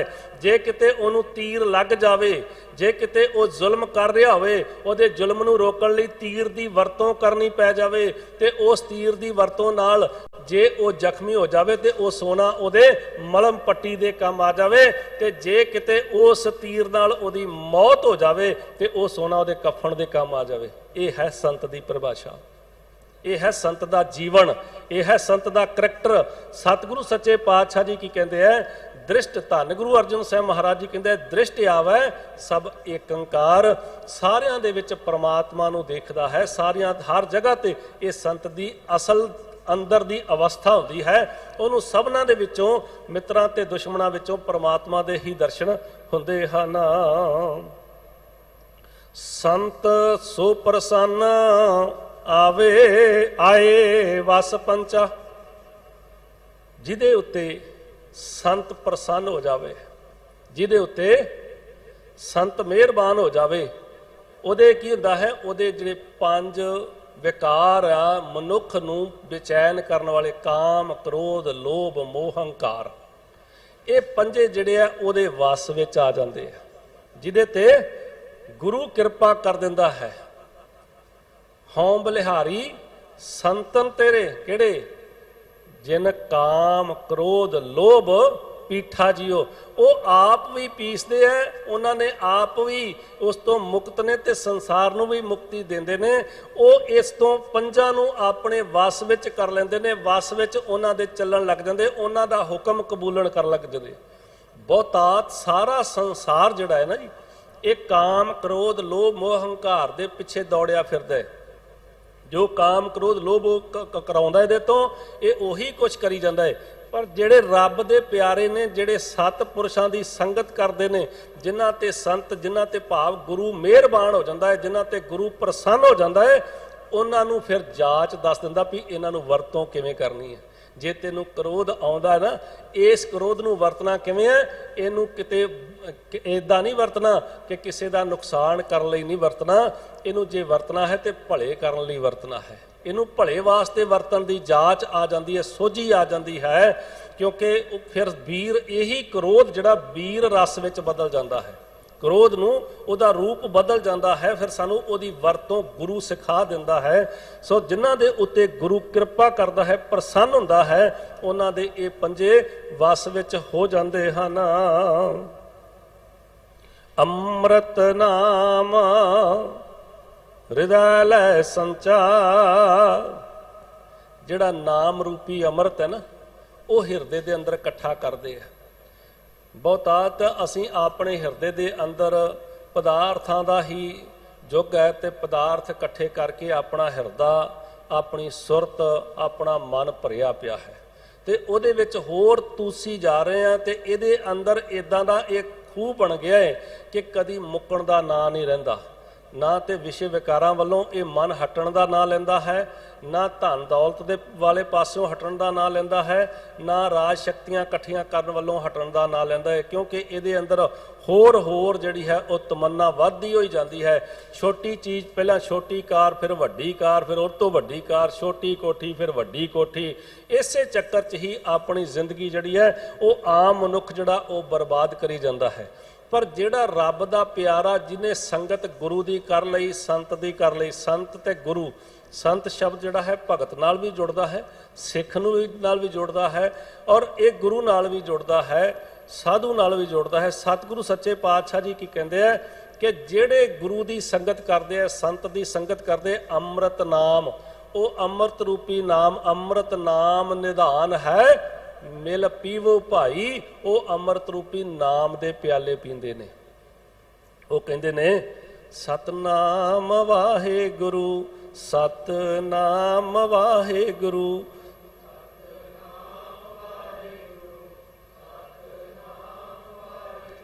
ਸਤਨਾਮ ਵਾਹਿਗੁਰੂ, ਸਤਨਾਮ ਵਾਹਿਗੁਰੂ।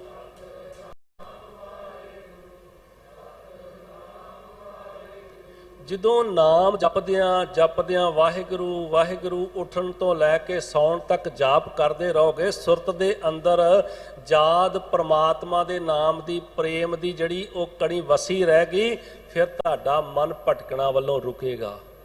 ਕਿਉਂਕਿ ਇਹਦੇ ਵਿੱਚ ਤੇ ਦੋ ਹੀ ਚੀਜ਼ਾਂ ਵਸਣੀਆਂ ਹੈ ਨਾ, ਹਉਮੈ ਨਾਵੇਂ ਨਾਲ ਵਿਰੋਧ, ਦੋਏ ਨਾ ਵਸੇ ਇਕਠਾਏ। ਜਾਂ ਨਾਮ ਅੰਦਰ ਰਹਿਣਾ ਹੈ, ਜਾਂ ਹੰਕਾਰ ਅੰਦਰ ਰਹਿਣਾ ਹੈ, ਹਉਮੈ ਰਹਿਣੀ ਹੈ। ਤੇ ਜਦੋਂ ਨਾਮ ਸੁਰਤ ਵਿੱਚ ਵਸ ਗਿਆ, ਫਿਰ ਨਾ, ਜਿੱਥੇ ਨਾਮ ਵਸਿਆ ਹੋਏਗਾ ਉਹੀ ਮਹਾਨ ਹੈ ਨਾ, ਉਹੀ ਮਹਾਨ ਬਣੇਗਾ। ਆ ਸਤਿਗੁਰੂ ਸੱਚੇ ਪਾਤਸ਼ਾਹ ਜੀ ਕਹਿੰਦੇ ਅੰਮ੍ਰਿਤ ਨਾਮ, ਨਾਮ ਰੂਪੀ ਅੰਮ੍ਰਿਤ ਆਪਣੇ ਸੁਰਤ ਵਿੱਚ ਉਹ ਭਰ ਲੈਂਦੇ ਰਹਿੰਦੇ ਹਨ, ਤੇ ਹਿਰਦੇ ਦੇ ਅੰਦਰ ਇਕੱਠਾ ਨਾਮ ਕਰਦੇ ਨੇ। ਧਨ ਪਦਾਰਥ ਨਹੀਂ ਸੁਰਤ ਵਿੱਚ ਇਕੱਠੀ ਕਰਦੇ। ਉਹ ਲੋਭ ਲਾਲਚ, ਉਹ ਇਹ ਨਹੀਂ ਕਿ ਅੱਜ ਇਧਰੋਂ ਠੱਗੀ ਮਾਰ ਕੇ ਧਨ ਇਕੱਠਾ ਕਰ ਲਿਆ, ਕੱਲ ਉਧਰੋਂ ਕਰ ਲਿਆ, ਇਧਰੋਂ ਇਕੱਠਾ ਕਰਕੇ ਬੈਂਕ ਦਾ ਆਹ ਖਾਤਾ ਭਰ ਲਿਆ, ਉਧਰੋਂ ਇਕੱਠਾ ਕੀਤਾ ਉਹ ਭਰ ਲਿਆ। ਉਹ ਧਨ ਇਕੱਠਾ ਕਰਨ ਵਿੱਚ ਹੀ ਨਹੀਂ ਲੱਗੇ ਰਹਿੰਦੇ, ਉਹ ਨਾਮ ਇਕੱਠਾ ਕਰਨ ਵਿੱਚ ਰਹਿੰਦੇ ਆ। ਕਿਰਤ ਤਾਂ ਜਿਹੜੀ ਹੈ ਉਹ ਹੱਥ ਕਾਰ ਵੱਲ, ਦਿਲ ਨਿਰੰਕਾਰ ਵੱਲ ਰੱਖਦੇ ਨੇ। ਉਹਨਾਂ ਦਾ ਸੁਭਾਅ ਇਹ ਬਣ ਜਾਂਦਾ ਹੈ। ਕਿਉਂਕਿ ਆਪਾਂ ਇਤਿਹਾਸ ਵਿੱਚ ਸਾਖੀ, ਗੁਰਬਾਣੀ ਵਿੱਚੋਂ ਵੀ ਸਾਨੂੰ ਸਿੱਖਿਆ ਮਿਲਦੀ ਹੈ ਕਿ ਭਗਤ ਨਾਮਦੇਵ ਜੀ ਨੂੰ ਮਿਲਣ ਵਾਸਤੇ ਇੱਕ ਦਿਨ ਭਗਤ ਤ੍ਰਿਲੋਚਨ ਜੀ ਗਏ, ਤੇ ਭਗਤ ਤ੍ਰਿਲੋਚਨ ਜੀ ਜਦੋਂ ਮਿਲਣ ਵਾਸਤੇ ਗਏ ਤੇ ਰਸਤੇ ਵਿੱਚ ਜਾਂਦਿਆਂ ਮਨ ਵਿੱਚ ਇੱਕ ਨਕਸ਼ਾ ਬਣਾਉਂਦੇ ਜਾਂਦੇ ਕਿ ਭਗਤ ਕਬੀਰ ਜੀ ਜਦੋਂ ਪਹਿਲੀ ਵਾਰਾਂ ਕਿਸੇ ਨੂੰ ਮਿਲਣਾ ਹੋਵੇ ਨਾ, ਤੇ ਮਨ ਵਿੱਚ ਸੋਚੀਦਾ ਕਿ ਉਹ ਕਿਵੇਂ ਦਾ ਹੋਏਗਾ, ਉਹਨੇ ਇਦਾਂ ਦੇ ਵਸਤਰ ਪਾਏ ਹੋਣਗੇ, ਇਦਾਂ ਦਾ ਹੋਏਗਾ। ਤੇ ਕਹਿੰਦੇ ਨਕਸ਼ਾ ਬਣਾਈ ਗਿਆ ਕਿ ਉਹਨਾਂ ਦੇ ਗਲ ਵਿੱਚ ਮਾਲਾ ਹੋਏਗੀ, ਹੱਥ ਵਿੱਚ ਮਾਲਾ ਹੋਏਗੀ, ਜਾਂ ਇਦਾਂ ਦਾ ਕੋਈ ਧਰਮੀਆਂ ਵਾਲਾ ਵੱਖਰਾ ਜਿਹਾ ਰੂਪ ਹੋਏਗਾ। ਨਕਸ਼ਾ ਬਣਾ ਕੇ ਜਦੋਂ ਪਹੁੰਚਿਆ, ਜਾ ਕੇ ਦਰਵਾਜ਼ਾ ਖਟਖਟਾਇਆ, ਤੇ ਇਹ ਵੀ ਮਨ 'ਚ ਸੋਚਦਾ ਕਿ ਉਹ ਬੈਠੇ ਬੰਦਗੀ, ਨੇਤਰ ਬੰਦ ਹੋਣਗੇ, ਅੱਖਾਂ ਬੰਦ ਕਰਕੇ ਬੰਦਗੀ ਕਰ ਰਹੇ ਹੋਣਗੇ, ਨਾਮ ਇਕੱਠਾ ਕਰ ਰਹੇ ਹੋਣਗੇ।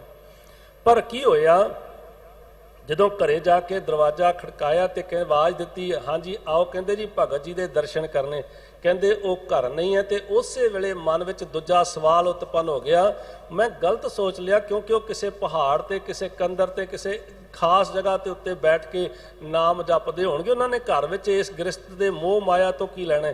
ਕਿਉਂਕਿ ਕਈ ਵਾਰ ਸਾਡੇ ਮਨ ਵਿੱਚ ਇਹ ਸਵਾਲ ਆ ਜਾਂਦਾ ਕਿ ਨਾਮ ਜਪਦਿਆਂ ਕਿਵੇਂ ਜਪਣਾ ਹੈ, ਤਰੀਕਾ ਕੀ ਹੋਣਾ ਚਾਹੀਦਾ ਹੈ। ਅਸੀਂ ਗ੍ਰਸਤੀ ਹਾਂ, ਕਿਰਤ ਛੱਡ ਦਈਏ, ਕਿਰਤ ਛੱਡਣੀ ਨਹੀਂ ਹੈ। ਗੁਰੂ ਨੇ ਸਾਨੂੰ ਕਿਰਤ ਕਰਨ ਦੀ ਜਾਚ ਸਿਖਾਈ ਹੈ। ਤੇ ਕੀ ਹੋਇਆ, ਕਹਿੰਦੇ ਕਿੱਥੇ ਮਿਲਣਗੇ? ਕਹਿੰਦੇ ਧੋਬੀ ਘਾਟ ਤੇ ਕੱਪੜੇ ਧੋਂਦੇ ਮਿਲਣਗੇ। ਪਿਆਰਿਓ, ਅਸਲ ਗੱਲ ਦੀ ਸਮਝ ਆਉਂਦੀ ਹੈ ਕਿ ਜਦੋਂ ਉਸੇ ਵੇਲੇ ਮਨ ਦੇ ਅੰਦਰ ਸਵਾਲ ਪੈਦਾ ਹੋ ਗਿਆ ਕਿ ਅੱਜ ਪੁੱਛਾਂਗਾ ਭਗਤ ਕਬੀਰ ਜੀ ਨੂੰ, ਕੀ ਪੁੱਛਾਂਗਾ ਕਿ ਤੂੰ ਤੇ ਮਾਇਆ ਵਿੱਚ ਗਰਸਿਆ ਹੋਇਆ ਹੈ, ਤੈਨੂੰ ਤੇ ਪ੍ਰਮਾਤਮਾ ਭੁੱਲਿਆ ਹੋਇਆ ਹੈ। ਤੇ ਜਾਂਦਿਆਂ ਜਿਹੜਾ ਸਵਾਲ ਕੀਤਾ ਭਗਤ ਕਬੀਰ ਜੀ ਨੇ, ਸਾਹਿਬ ਸ੍ਰੀ ਗੁਰੂ ਗ੍ਰੰਥ ਸਾਹਿਬ ਮਹਾਰਾਜ ਜੀ ਅੰਦਰ ਅੰਕਿਤ ਕੀਤਾ ਹੈ। ਨਾਮਾ ਮਾਇਆ ਮੋਹਿਆ ਕਹੈ ਤਲੋਚਨ ਮੀਤ ਕਾਹੇ ਛੀਪੋ ਛਾਏ ਲੋ ਰਾਮ ਨਾ ਲਾਵੋ ਚਿਤ। ਕਹਿੰਦੇ ਤੁਸੀਂ ਤੇ ਪ੍ਰਮਾਤਮਾ ਨਾਲ ਚਿੱਤ ਨਹੀਂ ਜੋੜਦੇ। ਤੇ ਜਿਹੜਾ ਉੱਤਰ ਭਗਤ ਨਾਮਦੇਵ ਜੀ ਨੇ ਦਿੱਤਾ ਉਹ ਵੀ ਸ੍ਰੀ ਗੁਰੂ ਗ੍ਰੰਥ ਸਾਹਿਬ ਮਹਾਰਾਜ ਜੀ ਦੇ ਅੰਦਰ ਸ਼ੋਭਨੀਕ ਹੈ।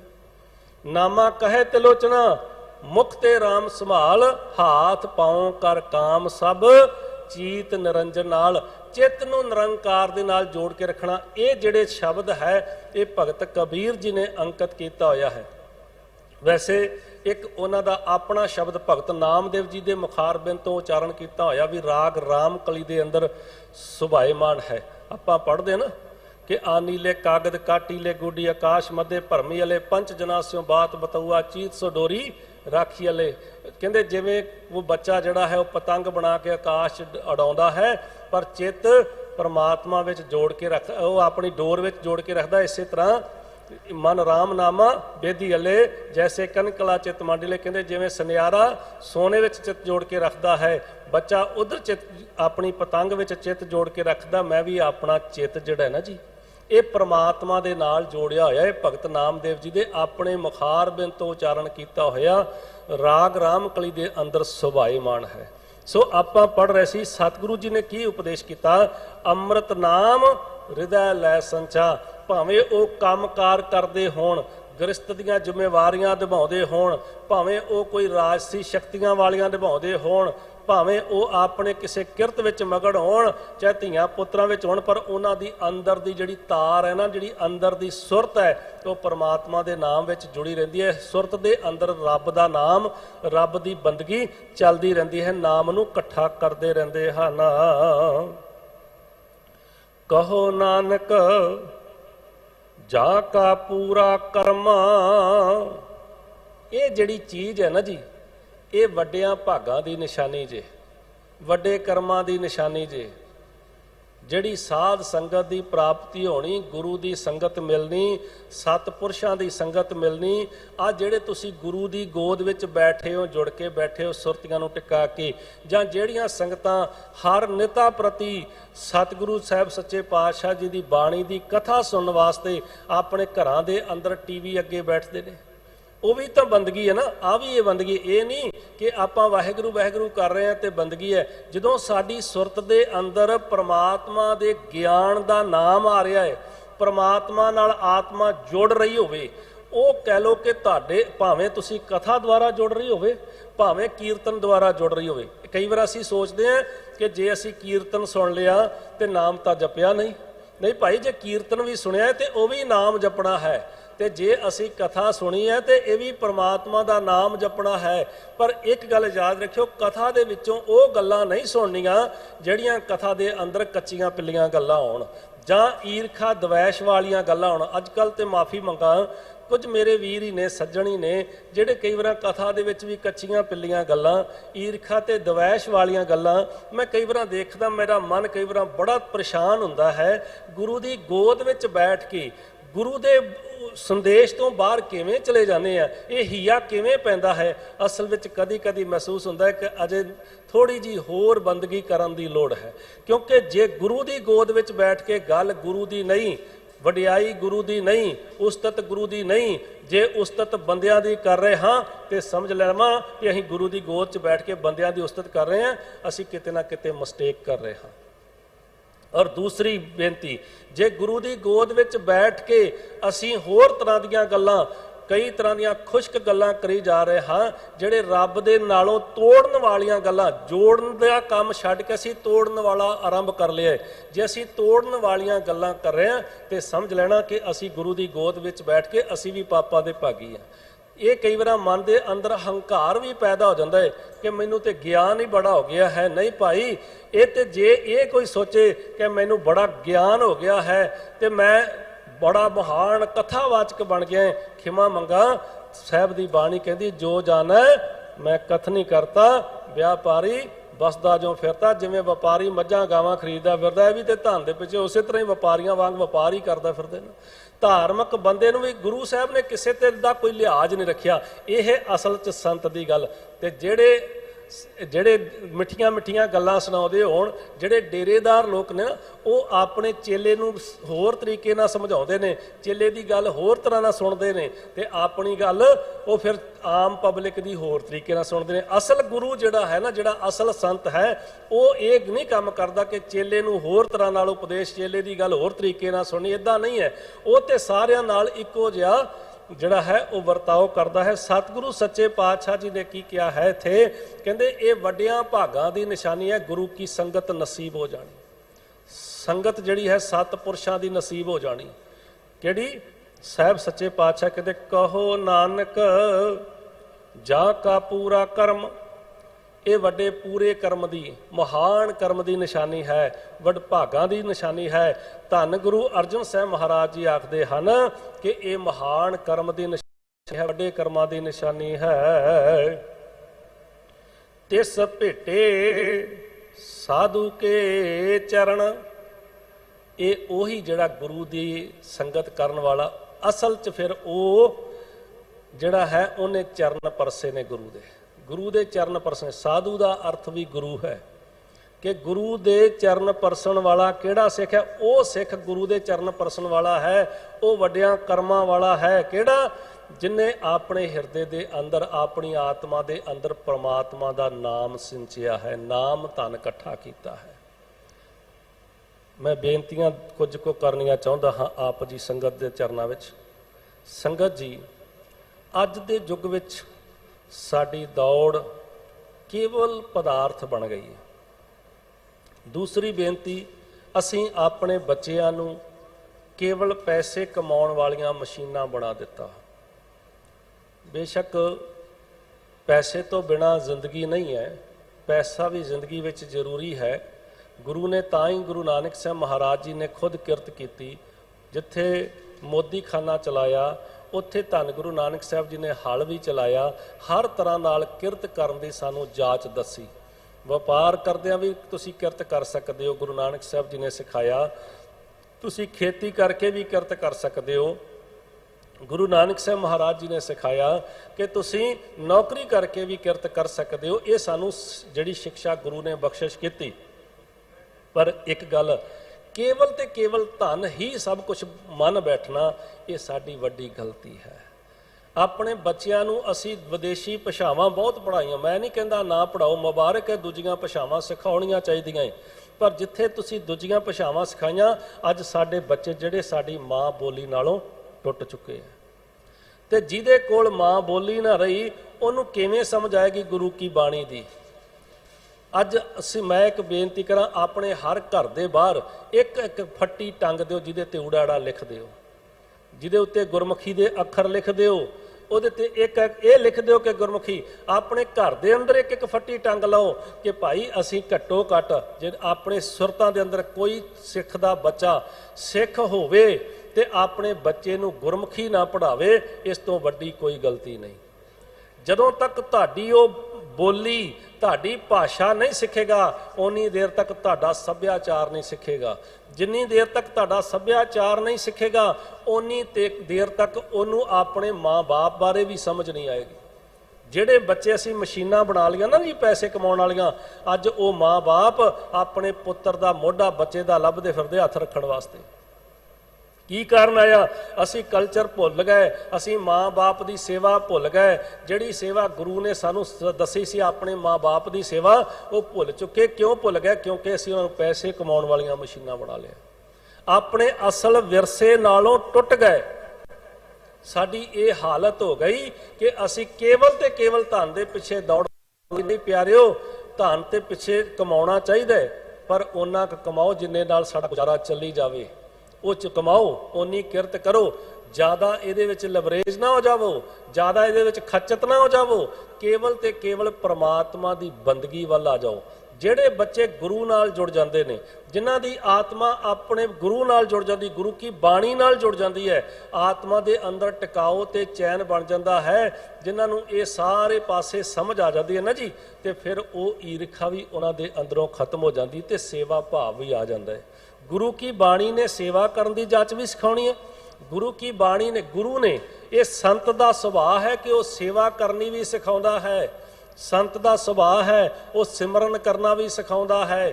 ਸੰਤ ਦਾ ਸੁਭਾਅ ਹੈ ਕਿ ਉਹ ਰੱਬ ਨਾਲ ਜੋੜਨ ਦਾ ਤਰੀਕਾ ਜੋੜ ਕੇ ਰੱਖਦਾ। ਜਿਹੜਾ ਬੰਦਾ ਰੱਬ ਨਾਲ ਜੁੜਿਆ ਹੋਇਆ ਹੈ ਉਹਦਾ ਜੀਵਨ ਹੀ ਅਸਲ ਸਫਲ ਹੈ। ਆ ਜੀਵਨ ਦੀ ਜਿਹੜੀ ਯਾਤਰਾ ਨਾ ਜੀ, ਇਹ ਸਫਲ ਤਾਂ ਹੋਣੀ ਹੈ ਜੇ ਅਸੀਂ ਗੁਰੂ ਨਾਲ ਜੁੜੇ ਹੋਏ ਹਾਂ। ਤੇ ਜੇ ਗੁਰੂ ਨਾਲੋਂ ਟੁੱਟ ਗਏ ਨਾ ਜੀ, ਫਿਰ ਤਾਂ ਉਸੇ ਹੀ ਜਿਲਣ ਵਿੱਚ ਅਸੀਂ ਫਸ ਗਏ ਨਾ ਜਿਹੜੇ 'ਚ ਬਾਕੀ ਸੰਸਾਰ ਫਸਿਆ ਹੈ।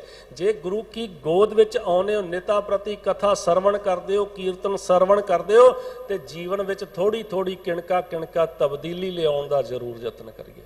ਆਪਣੇ ਪਰਿਵਾਰਾਂ ਨੂੰ, ਆਪਣੇ ਬੱਚਿਆਂ ਨੂੰ ਬਾਣੀ ਤੇ ਬਾਣੇ ਦੇ ਧਾਰਨੀ ਬਣਾਈਏ। ਸੰਗਤ ਜੀ, ਅਸੀਂ ਬਾਣੀ ਦੇ ਨਾਲ, ਵੇਖੋ ਜੀ, ਬਾਣੀ ਤੋਂ ਟੁੱਟਣ ਕਰਕੇ ਬਾਣੇ ਨਾਲੋਂ ਵੀ ਟੁੱਟ ਗਏ।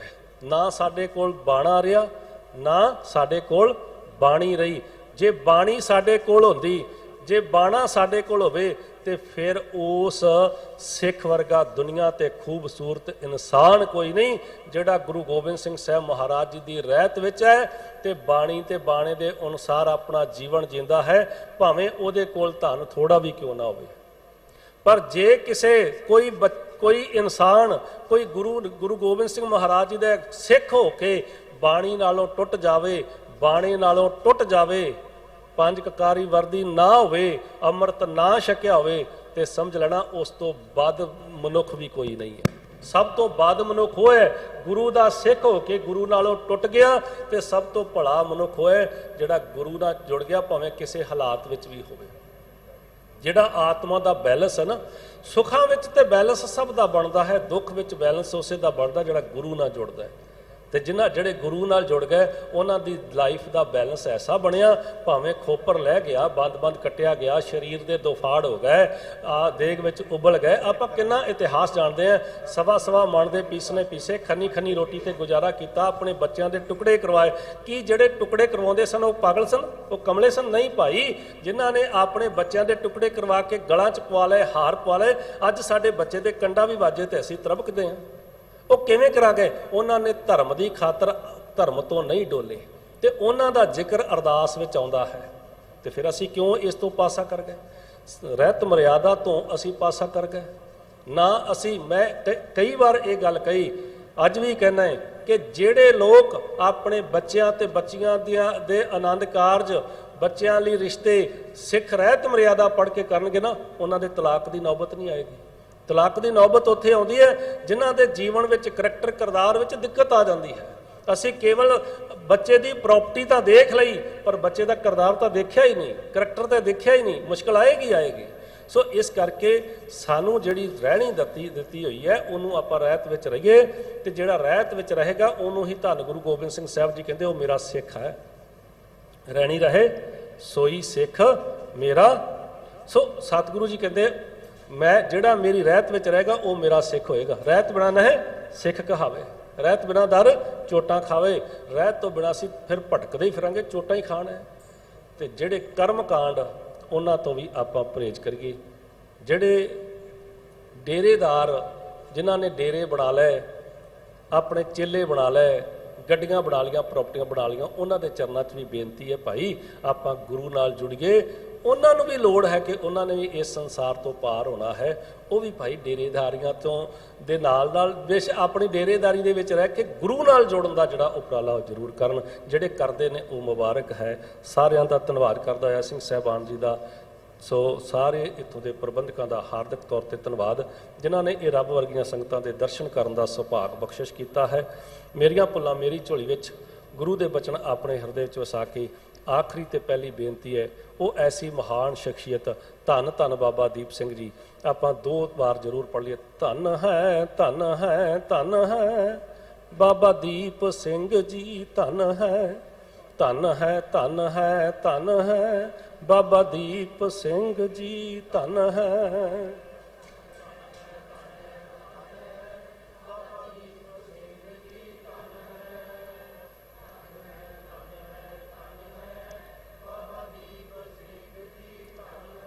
ਉਹ ਧੰਨ ਹੈ ਜਿਨ੍ਹਾਂ ਨੇ ਆਪਣਾ ਗੁਰੂ ਤੋਂ ਆਪਾਂ ਨਿਸ਼ਾਵਰ ਕੀਤਾ, ਗੁਰੂ ਨੂੰ ਸੀਸ ਭੇਟ ਕੀਤਾ, ਕੋਈ ਕੱਪੜਾ, ਕੋਈ ਧਨ, ਕੋਈ ਕੁਛ ਭੇਟ ਕਰਦਾ ਹੈ।